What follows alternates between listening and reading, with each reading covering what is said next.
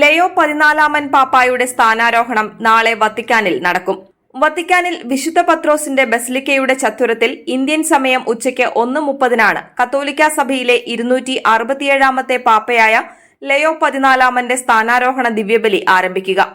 പത്രോസിന്റെ 266 പിൻഗാമിയായി മെയ് 8 കർദിനാൾ Robert Francis Prevost തെരഞ്ഞെടുക്കപ്പെട്ടത്. പൗരസ്ത്യ സഭകളിലെ പാത്രിയാർക്കീസ്മാർക്കൊപ്പം വിശുദ്ധ പത്രോസിന്റെ കബറിടത്തിങ്കൽ അല്പസമയം പ്രാർത്ഥിച്ച് ധൂപാർച്ചന നടത്തിയ ശേഷമായിരിക്കും പാപ്പാ സ്ഥാനാരോഹണത്തിന് പ്രദക്ഷിണമായി ബലിവേദിയിലെത്തുക. വിശുദ്ധ പത്രോസിന്റെ ബസിലിക്കയുടെ അകത്തെ കബറിടത്തിലുള്ള ചടങ്ങ് റോമിന്റെ മെത്രാനായ പാപ്പായ്ക്ക് അപ്പസ്തോലൻ പത്രോസുമായും അദ്ദേഹത്തിന്റെ രക്തസാക്ഷിത്വവുമായുള്ള അഭേദ്യ ബന്ധത്തെ സൂചിപ്പിക്കുന്നതാണ്. പാപ്പ തന്റെ ശുശ്രൂഷ ഔദ്യോഗികമായി ആരംഭിക്കുന്ന ദിവ്യകാരുണ്യ ആഘോഷം കത്തോലിക്കാ സഭയുടെ ഇടയന്റെ പത്രോസിനെടുത്ത ശുശ്രൂഷയുടെ മാനം അടിവരയിട്ട് കാട്ടുന്നതാണ്.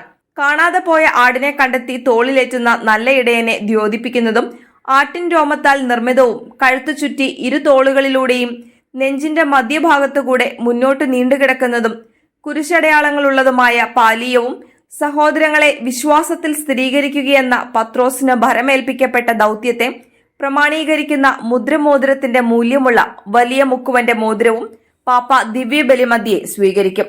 ലത്തീൻ, ഗ്രീക്ക് ഭാഷകളിൽ സുവിശേഷ പാരായണത്തിന് ശേഷമായിരിക്കും പാപ്പ തന്റെ ദൗത്യത്തെ ദ്യോതിപ്പിക്കുന്ന പ്രതീകാത്മക ചിഹ്നങ്ങളായ പാലീയവും മോതിരവും സ്വീകരിക്കുക.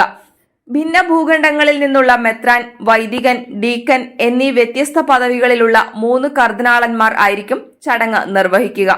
പാപ്പായെ പാലീയം അണിയിക്കുക ഡീക്കൻ കർദിനാളായിരിക്കും. തുടർന്ന് തിരഞ്ഞെടുക്കപ്പെട്ടവന്റെ മേൽ കർത്താവിന്റെ സാന്നിധ്യവും സഹായവും ഉണ്ടായിരിക്കുന്നതിനായി വൈദിക കർദിനാൾ പ്രത്യേക പ്രാർത്ഥന ചൊല്ലി ദൈവത്തിന്റെ അനുഗ്രഹം പ്രാർത്ഥിക്കുകയും ചെയ്യും. അതിനുശേഷമായിരിക്കും പാപ്പ മോതിരം സ്വീകരിക്കുക. മെത്രാൻ കർദിനാളായിരിക്കും പാപ്പായ്ക്ക് ഇത് നൽകുക.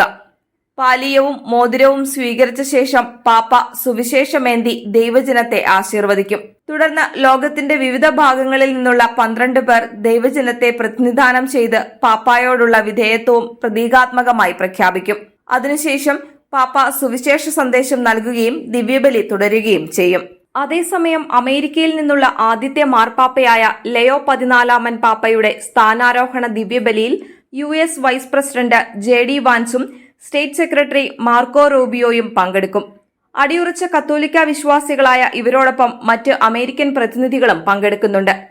2013 ഫ്രാൻസിസ് മാർ പാപ്പായുടെ സ്ഥാനാരോഹണ കുർബാനയ്ക്കുള്ള അമേരിക്കൻ പ്രതിനിധി സംഘത്തെ നയിച്ചത് അന്നത്തെ വൈസ് പ്രസിഡന്റായിരുന്ന ജോ ബൈഡൻ ആയിരുന്നു.